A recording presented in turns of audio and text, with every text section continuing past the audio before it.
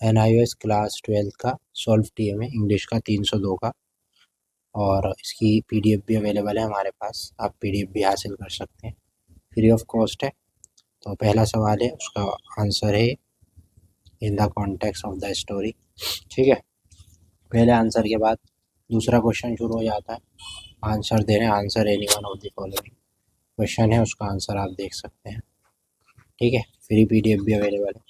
इसके बाद तीसरा क्वेश्चन है, answer any one of the following physically disturb individual, ये सब है, इसका आंसर आप लिख देंगे। ठीक है, रियाज, इंस्पिरेशन टू रिज्यूम, ये सब लिख देंगे, पेज नंबर डालते हुए लिखेंगे।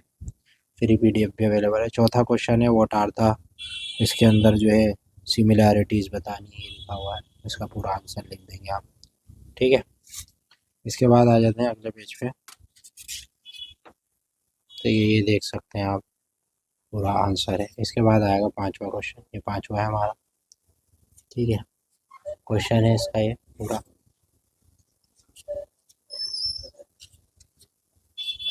ठीक है, पूरा क्वेश्चन और इसका आंसर है।